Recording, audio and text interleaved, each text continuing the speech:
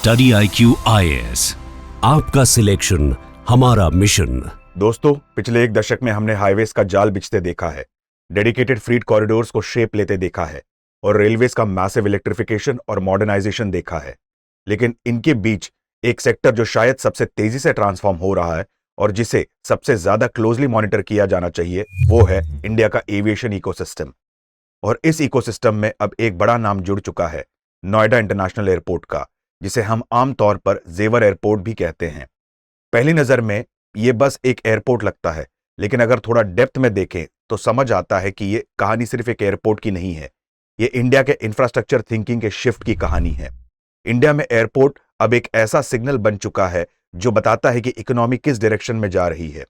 लेकिन यहीं पर असली सवाल आता है, क्या इंडिया सच में इतने तेजी से बढ़ रही एविएशन इकोसिस्टम को सस्टेन कर पाएगा? क्या नए एयरपोर्ट्स जैसे जेवर एग्जिस्टिंग हब्स को कॉम्प्लीमेंट करेंगे या उनके साथ कंपटीशन क्रिएट करेंगे?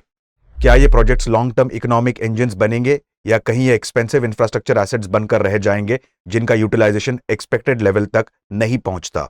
और सबसे इंपॉर्टेंट सवाल, क्या हम सिर्फ एयरपोर्ट्स बना रहे हैं या हम अपनी पूरी इकोनॉमिक ज्योग्राफी को दोबारा डिजाइन कर रहे हैं?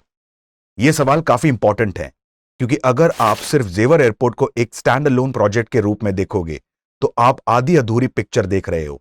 असल में पूरी पिक्चर तब समझ आती है जब आप इसे इंडिया के एविएशन एक्सपेंशन के लार्जर कॉन्टेक्स्ट में रखते हो।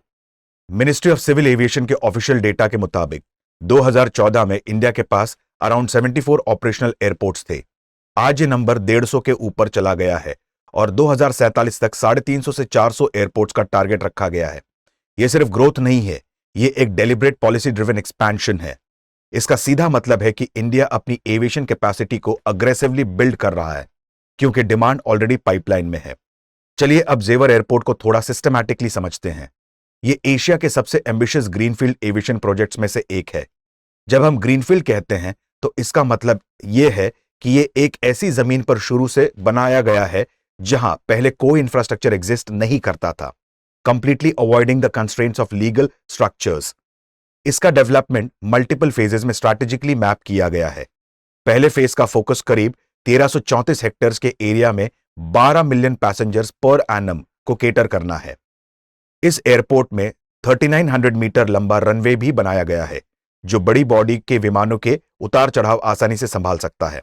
मतलब यह रनवे प्रैक्टिकली दुनिया के किसी भी बड़े कमर्शियल एयरक्राफ्ट, चाहे वो एयरबस A380 हो या बोइंग 777, उसको हैंडल करने की टेक्निकल कैपेसिटी रखता है।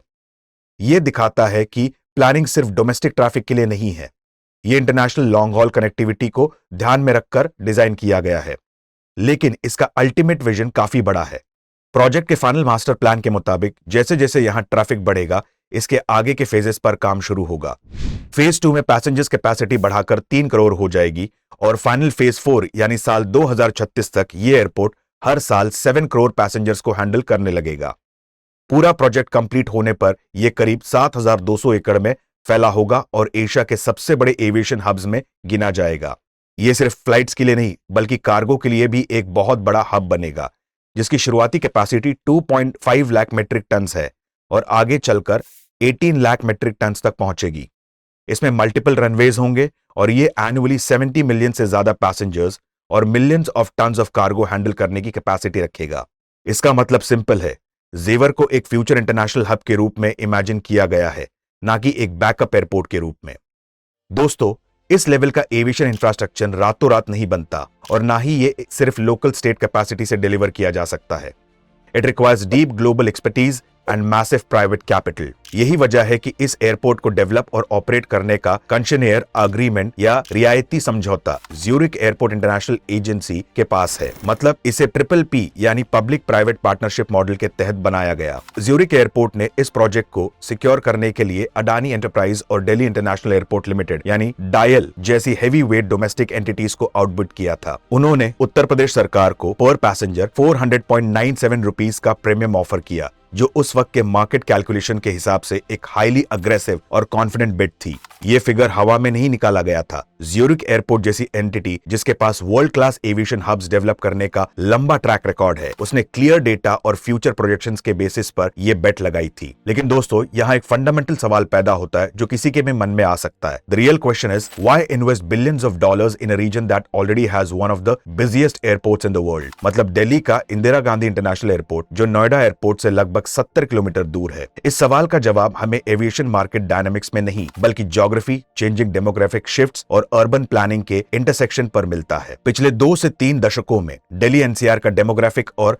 इंडस्ट्रियल एक्सपेंशन प्रैक्टिकली ईस्टवर्ड और साउथवर्ड बहुत तेजी से हुआ है। नोएडा और ग्रेटर नोएडा जो कभी सिर्फ अफोर्डेबल रेसिडेंशियल अल्टरनेटिव्स माने जाते थे, अब अपने आप में मैसिव इंडस्ट्रियल, आईटी और कॉर्पोरेट हब्स बन चुके हैं। इसके आगे यमुना एक्सप्रेसवे एक क्रूशियल आर्टेरियल स्पाइन की तरह काम करता है जो आगरा, मथुरा और अलीगढ़ जैसे हिस्टोरिकली सिग्निफिकेंट लेकिन लॉजिस्टिकली आइसोलेटेड सिटीज को डायरेक्ट हाई स्पीड कनेक्टिविटी देता है। इस पूरे वेस्टर्न उत्तर प्रदेश के रीजन्स के लिए पैसेंजर और कार्गो के रूप में इंदिरा गांधी एयरपोर्ट तक पहुंचना कठिनाई भरा हो चुका था। दिल्ली का हैवी ट्रैफिक, अनप्रेडिक्टेबल बॉटलनेक्स और डिस्टेंस में प्रैक्टिकली एक नया एविएशन नोड की डिमांड को अनिवार्य बना दिया था। जेवर की लोकेशन इस eastward expanding population, rising per capita income और ग्रोइंग इंडस्ट्रियल बेस को परफेक्टली टैप करती है। ऑफिशियल अर्बन प्लानिंग रिपोर्ट्स और Yamuna expressway industrial development authority के मास्टर प्लान्स ये क्लियरली दर्शाते हैं कि जेवर एयरपोर्ट का प्राइमरी कैचमेंट एरिया या सेवा क्षेत्र सिर्फ नोएडा या ग्रेटर नोएडा नहीं है। इसका प्राइमरी टारगेट वेस्टर्न यूपी के वो मल्टीपल डिस्ट्रिक्ट्स हैं जो historically direct global air connectivity से डिप्राइव्ड थे, लेकिन जिनके पास मैसिव एक्सपोर्ट पोटेंशियल और एक growing class of air travellers है। ऐसे में यमुना एक्सप्रेसवे के बिल्कुल मुहाने पर एक बड़ा इंटरनेशनल एयरपोर्ट बनाकर सरकार ने सही मायने में एक मल्टी नोडल लॉजिस्टिक्स और पैसेंजर हब तैयार कर दिया है जो हमारे इंडस्ट्रियल हिंटरलैंड को सीधा ग्लोबल सप्लाई चेन से जोड़ता है। इसका मतलब है कि अब लोकल फैक्ट्रीज का माल बिना किसी देरी के दुनिया भर के मार्केट्स तक पहुंचा जा सकेगा। अगर हम इंदिरा गांधी इंटरनेशनल एयरपोर्ट या मुंबई के छत्रपति शिवाजी महाराज इंटरनेशनल एयरपोर्ट का उदाहरण लें तो ये क्लियर है कि they have acted as a powerful economic engines for their respective cities. लेकिन इन एयरपोर्ट्स के सामने एक मेजर कंस्ट्रेंट रहा है, that is space. Chhatrapati Shivaji airport essentially एक लैंडलॉक्ड एयरपोर्ट है जिसकी वजह से नवी मुंबई इंटरनेशनल एयरपोर्ट की जरूरत पड़ी। इंदिरा गांधी अब अपने मैसिव एक्सपेंशन के बावजूद अब अपनी एब्सोल्यूट मैक्सिमम थ्योरेटिकल कैपेसिटी के करीब पहुंच रहा है। जब एक एयरपोर्ट साइट से चोक हो जाता है तो उसके आसपास further large scale industrial planning रुक जाती है। इस ब्राउनफील्ड कंस्ट्रेंट के कॉन्ट्रास्ट में जब हम मॉडर्न ग्रीनफील्ड एयरपोर्ट्स की बात करते हैं जैसे बेंगलुरु या केम्पेगौड़ा इंटरनेशनल एयरपोर्ट या हैदराबाद का राजीव गांधी इंटरनेशनल एयरपोर्ट, तो हमें एक बिल्कुल अलग ही इकोनॉमिक मॉडल अनफोल्ड होता हुआ नजर आता है। इन दोनों सदर्न सिटीज में सरकार और प्राइवेट डेवलपर्स ने एयरपोर्ट को एस्टैब्लिश सिटी लिमिट्स के बाहर आउटस्कर्ट्स में बनाया था। शुरू में इस लोकेशन को लेकर काफी पब्लिक स्केप्टिज्म था क्योंकि डिस्टेंस ज्यादा था, लेकिन टाइम के साथ क्या हुआ, पुराने HAL यानी हिंदुस्तान एरोनॉटिक्स लिमिटेड एयरपोर्ट या बेगमपेट एयरपोर्ट के मुकाबले इस नए ग्रीनफील्ड एयरपोर्ट ने एसेंशियली एक पूरी नई अर्बन ज्योग्राफी को जन्म दिया। बेंगलुरु में देवनहल्ली और हैदराबाद में शमशाबाद के आगे पीछे नए टेक पार्क्स,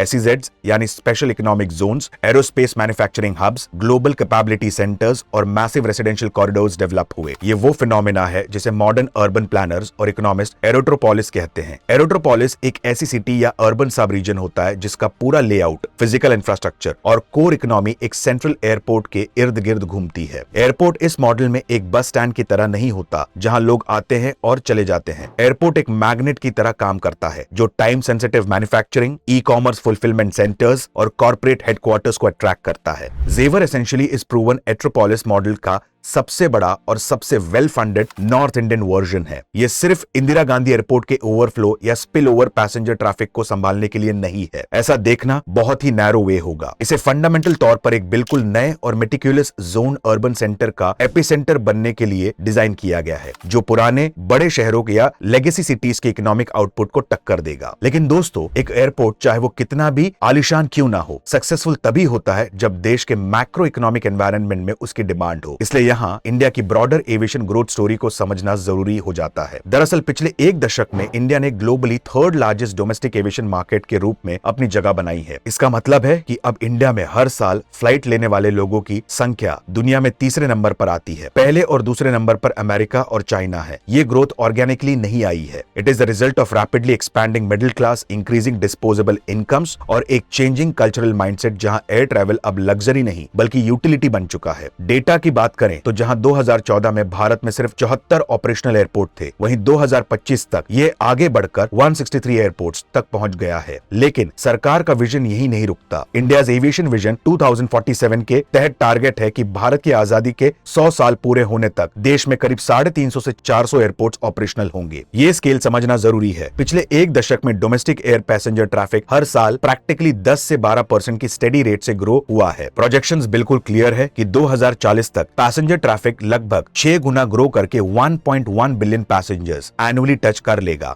और इस एक्सपोनेंशियल सर्ज को केटर करने के लिए भारत की कमर्शियल एयरलाइन फ्लीट, जो 2014 में स्ट्रिक्टली 400 एयरक्राफ्ट तक सीमित थी, वो मार्च 2040 तक प्रोजेक्टेड 2359 एयरक्राफ्ट तक एक्सपैंड होने जा रही है। इस प्योरली न्यूमेरिकल एक्सपेंशन को गवर्न करने के लिए सरकार ने कंप्लीटली आउटडेटेड एयरक्राफ्ट ऑफ 1934 को रिप्लेस करके एक brand new legislation Indian aircraft 2024 भी पास किया है, ताकि regulatory frameworks make in India, Atmanirbhar Bharat और international civil aviation organisation standards के डीपली अलाइन हो सके। ये सिर्फ स्ट्रक्चरल रिफॉर्म नहीं है, ये पूरा एविएशन इकोसिस्टम का एक सिस्टमैटिक ओवरहॉल है। इस मैसिव डेमोग्राफिक और इकोनॉमिक शिफ्ट को अग्रेसिवली फ्यूल करने के लिए एक सेंट्रल मैकेनिज्म काम कर रहा है, जिसका नाम है उड़ान, यानी उड़े देश का आम नागरिक स्कीम। अक्टूबर 2016 में लॉन्च हुई इस रीजनल कनेक्टिविटी स्कीम ने भारत के एविएशन मैप को लिटरली रीड्रॉ कर दिया है। अगर हम सरकारी स्टैटिस्टिक्स को देखते हैं तो पता चलता है कि उड़ान स्कीम के चलते अब तक 1.56 करोड़ से ज्यादा पैसेंजर्स ने ट्रैवल किया है और देश भर में करीब 3.23 लाख रीजनल फ्लाइट्स ऑपरेट हो चुकी हैं। सरकार ने अब तक स्पेसिफिकली 4,300 करोड़ रुपीस का वायबिलिटी गैप फंडिंग की है, ताकि एयरलाइंस इन रीजनल रूट्स को कमर्शियली सस्टेन कर सकें। कुल्लू, दरभंगा, हुबाली और शिलोंग जैसे प्रीवियसली आइसोलेटेड रिमोट डेस्टिनेशंस अब नेशनल एयर ग्रिड से डीपली इंटीग्रेट हो चुके हैं और टोटल 93 एरोड्रोम्स को इस स्कीम के तहत एक्टिवली कनेक्ट किया गया है। अब इस मैक्रो पॉलिसी का जेवर से क्या कनेक्शन है? तो कनेक्शन प्योरली लॉजिस्टिकल और मैथमेटिकल है। जब दरभंगा या सहारनपुर जैसे शहरों से डेली फ्लाइट्स उड़ना शुरू होती हैं, तो इन स्मॉल टाउन पैसेंजर्स को इंटरनेशनल डेस्टिनेशंस या मेजर डोमेस्टिक ट्रंक रूट्स पर आगे जाने के लिए एक massive perfectly position transit hub की जरूरत पड़ती है। इंदिरा गांधी इंटरनेशनल एयरपोर्ट पर पहले ही लैंडिंग स्लॉट्स की भारी कमी है और capacity additions physical bottlenecks hit कर रहा है। ऐसे में Jewar is highly stimulated regional demand search को फ्लॉलेसली एब्जॉर्ब करने के लिए परफेक्टली टाइम्ड है। जैसे जैसे उड़ान अपने नए टारगेट की तरफ बढ़ेगी, जहां आने वाले 10 सालों में 120 नए डेस्टिनेशंस और 4 करोड़ पैसेंजर्स को क्रेटर करने का प्लान है, वैसे वैसे जेवर एक हाईली क्रिटिकल नोडल पॉइंट बन जाएगा। ये एयरपोर्ट रीजनल फ्लाइट्स और इंटरनेशनल डेस्टिनेशंस के बीच एक ब्रिज की तरह काम करेगा। ये एक classical hub and spoke model का टेक्स्ट बुक एग्जीक्यूशन है, जो ग्लोबली प्रूवन है और जिसे अब स्केल पर इंडिया में इंप्लीमेंट किया जा रहा है। अब इस प्रोजेक्ट के सबसे क्रूशियल एस्पेक्ट पर आते हैं, मतलब इसका इकोनॉमिक इंपैक्ट क्या होगा। असल में हम एविएशन इन्वेस्टमेंट की बात करते हैं तो इंटरनेशनल सिविल एविएशन ऑर्गेनाइजेशन यानी ICAO का एक हाईली वैलिडेटेड मेट्रिक है। उसके अकॉर्डिंग एविएशन सेक्टर में स्पेंड किए गए हर एक रुपए का इकोनॉमी पर मैसिव रिपल इफेक्ट होता है। मतलब हर एक रुपया more than 3 times economic value generate करता है और कनेक्टेड इंडस्ट्रीज में टेक्निकली 6 टाइम्स ज्यादा जॉब्स क्रिएट करता है। आज की डेट में इंडिया का aviation sector practically 3,69,000 direct jobs and 7.7 million से ज्यादा इनडायरेक्ट जॉब सपोर्ट कर रहा है। विजन 2047 और एविएशन मार्केट के एक्सपेंशन के साथ ये टोटल एम्प्लॉयमेंट फिगर 2040 तक लगभग 25 मिलियन जॉब्स टच करने के प्रोजेक्शंस हैं। असल में इस मेगा इंफ्रास्ट्रक्चर से सबसे बड़ा और सबसे immediate boost logistics, supply chain और वेयर हाउसिंग सेक्टर को मिलेगा। उत्तर प्रदेश गवर्नमेंट की flagship one district one product यानी ODOP स्कीम को ही लीजिए। अगर आप हिस्टोरिकली देखें तो मुरादाबाद के फेमस ब्रासवेयर्स, अलीगढ़ के प्रेसिशन लॉक्स, भदोही के हैंड वोवन कारपेट्स या आगरा का लेदर गुड्स, इन सभी एस्टैब्लिश माइक्रो इंडस्ट्रीज के लिए ग्लोबल मार्केट्स तक एफिशिएंटली पहुंचना हमेशा एक एक्सट्रीमली स्लो, फ्रैगमेंटेड और एक्सपेंसिव प्रोसेस रहा है। इनका कार्गो पहले ट्रक्स में लोड होकर क्राउडेड हाईवेज के जरिए पोर्ट्स या दिल्ली एयरपोर्ट तक जाता था, जहां डिलेज और हाई ड्वेल टाइम्स आम बात थी। एक dedicated state of the art cargo hub के तौर पर जेवर सप्लाई चेन फ्रिक्शन को ड्रास्टिकली रिड्यूस कर सकता है। एक्सपोर्टर्स के लिए टर्न अराउंड टाइम इमीडिएटली कम होगा, इससे इन्वेंट्री होल्डिंग कॉस्ट सिग्निफिकेंटली घट जाएगी। ऐसे में हाई वैल्यू पेरिशेबल गुड्स का डायरेक्ट एक्सपोर्ट इकोनॉमिकली वायबल बन जाता है। इस एयरपोर्ट के आसपास के यमुना एक्सप्रेसवे रीजन में आने वाले सालों में बिलियंस ऑफ डॉलर्स का डोमेस्टिक और फॉरेन डायरेक्ट इन्वेस्टमेंट आने की पूरी संभावना है। ये इन्वेस्टमेंट सिर्फ ट्रेडिशनल वेयर हाउसिंग में नहीं आएगा। Yamuna expressway industrial development authority ने कॉन्शियसली स्पेशल इकोनॉमिक जोन्स और डेडिकेटेड क्लस्टर्स प्लान किए हैं। सेक्टर 21 में एक मैसिव फिल्म सिटी पर काम चल रहा है। सेक्टर 28 में एक मेडिकल डिवाइस पार्क का ब्लूप्रिंट रेडी है और उसके अलावा इलेक्ट्रॉनिक्स मैन्युफैक्चरिंग और अपैरल हब्स के लिए मैसिव लैंड पार्सल्स ईयरमार्क किए गए हैं। ये एक हाईली सिंक्रोनाइज्ड इंडस्ट्रियल पॉलिसी है और इस ब्रॉड इंडस्ट्रियल बूम का डायरेक्ट और अनडिनाइबल कॉन्सिक्वेंस वही जॉब क्रिएशन है जिसका ICAO मैट्रिक में जिक्र है। वो डायरेक्ट एम्प्लॉयमेंट जो strictly airport operations, air traffic control, baggage handling और टर्मिनल मैनेजमेंट से जनरेट होगी। इसके अलावा असली मैसिव इंपैक्ट इनडायरेक्ट एम्प्लॉयमेंट में आएगा। जब इतने बड़े स्केल पर इंडस्ट्री सेटअप होंगी तो उन्हें सपोर्ट करने के लिए hotels, restaurants, retail corridors, transport fleets और कॉम्प्लेक्स फैसिलिटी मैनेजमेंट सेक्टर्स की जरूरत पड़ेगी। इसके पैरेलल हम रियल एस्टेट सेक्टर में $1 बिलियन प्लॉट ट्विस्ट देख रहे हैं। एक ऐसी तेजी देख रहे हैं जिसे मार्केट एनालिस्ट एक पैराडाइम शिफ्ट बता रहे हैं। लैंड वैल्यूज जो एक समय इन एग्रीकल्चर और रूरल पॉकेट्स में ऑलमोस्ट स्टैग्नेंट थे, अब एक्सपोनेंशियली सर्ज कर रही है। लेकिन इस बार ये सिर्फ स्पेक्युलेटिव रेसिडेंशियल बाइंग नहीं है। मेजर कमर्शियल और इंस्टीट्यूशनल डेवलपर्स इस रीजन में हेविली कैपिटल डिप्लॉय कर रहे हैं। इस एंटिसिपेशन की यहाँ कॉर्पोरेट हेडक्वार्टर्स और एक massive white collar workforce relocate होगी। ये एयरपोर्ट बेसिकली एक एम्प्टी कैनवास को एक बस्लिंग इकोनॉमिक जोन में ट्रांसफॉर्म कर सकता है। दोस्तों, अब इस डोमेस्टिक पर्सपेक्टिव से बाहर निकलकर अब हम ग्लोबल कॉन्टेक्स्ट की बात करें तो सिचुएशन और भी फैसिनेटिंग हो जाती है। आज के टाइम में अगर आप ग्लोबल एविएशन हब्स को देखें, चाहे वो दुबई इंटरनेशनल एयरपोर्ट हो, सिंगापुर का चंगी हो या लंदन का Heathrow, they have one thing in common. वो सिर्फ अपने देश के लिए टर्मिनल पॉइंट नहीं है बल्कि ग्लोबल ट्रांजिट हब्स हैं। Millions of passengers in airport से सिर्फ इसलिए गुजरते हैं क्योंकि ये ज्योग्राफिकली स्ट्रैटेजिक लोकेशंस पर हैं और world class connecting infrastructure offer करते हैं। इंडिया हिस्टोरिकली इस स्पेस में लग कर रहा है। हमारे पास एमिरेट्स या सिंगापुर एयरलाइंस जैसी ग्लोबल कनेक्टर्स थे और उनके रिस्पेक्टिव हब्स थे जो मैसिव इंडियन डायस्पोरा और बिजनेस ट्रैवलर्स को केटर करते थे। लेकिन इंडिया की सिविल एविएशन स्ट्रैटेजी अब इस पैराडाइम को शिफ्ट करने की कोशिश कर रही है। नए airports, massive aircraft orders by Indian carriers जैसे एयर इंडिया और इंडिगो और इंफ्रास्ट्रक्चर मॉडर्नाइजेशन का अल्टीमेट गोल यह है कि इंडिया को एक ग्लोबल एविएशन हब बनाया जाए। जेवर का स्केल और उसकी डिजाइन फिलॉसफी इस विजन के बिल्कुल फेवरेबल है। एक मल्टी रनवे सिस्टम जो simultaneously dozens of international wide body aircrafts को हैंडल कर सके। फ्यूचर में इंडिया को सिर्फ एक डेस्टिनेशन नहीं बल्कि ईस्ट और वेस्ट के बीच एक मेजर ट्रांजिट नोड बना सकता है। ये लॉन्ग टर्म इकोनॉमिक स्ट्रैटेजी है। जब आप एक ट्रांजिट हब बनाते हैं तो आपकी duty free retail, aviation maintenance, repair and overhaul industry और हॉस्पिटैलिटी सेक्टर्स एक्सपोनेंशियल ग्रोथ देखते हैं। जेवर इस ग्लोबल कंपटीशन में इंडिया का एक नया state of the art weapon की तरह काम करेगा। कुल मिलाकर दोस्तों, नोएडा इंटरनेशनल एयरपोर्ट सिर्फ एक नई फैसिलिटी का लॉन्च नहीं है बल्कि एक ऑनगोइंग एक्सपेरिमेंट का स्टार्टिंग पॉइंट है। अभी इसे फाइनल सक्सेस या फेलियर के रूप में डिक्लेयर करना जल्दबाजी होगी क्योंकि एयरपोर्ट इंफ्रास्ट्रक्चर का रियल इंपैक्ट सालों में अनफोल्ड होता है, मंथ्स में नहीं। लेकिन जो चीज अभी से क्लियरली दिख रही है वो है इंटेंट। यहां पॉलिसी पुश, प्राइवेट पार्टिसिपेशन और लॉन्ग टर्म प्लानिंग एक साथ अलाइन किए गए हैं।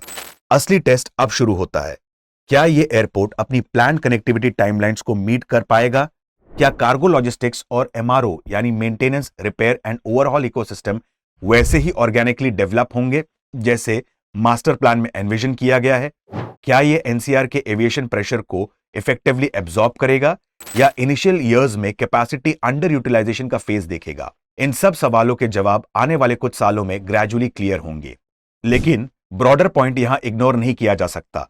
इंडिया अब इंफ्रास्ट्रक्चर को सिर्फ सपोर्ट सिस्टम के रूप में नहीं देख रहा बल्कि ग्रोथ ड्राइवर के रूप में ट्रीट कर रहा है और जेवर उस शिफ्ट का लाइव एग्जाम्पल है। अगर यह प्रोजेक्ट अपने डिसीजन के मुताबिक एग्जीक्यूट होता है तो यह सिर्फ NCR की ट्रैफिक को डीकंजेस्ट करने वाला एयरपोर्ट नहीं रहेगा। ये नॉर्दर्न इंडिया में एक नया इकोनॉमिक नोड क्रिएट कर सकता है जहां से लॉजिस्टिक्स, ट्रेड, मैन्युफैक्चरिंग और सर्विसेज का एक इंटरकनेक्टेड इकोसिस्टम्स इमर्ज होगा।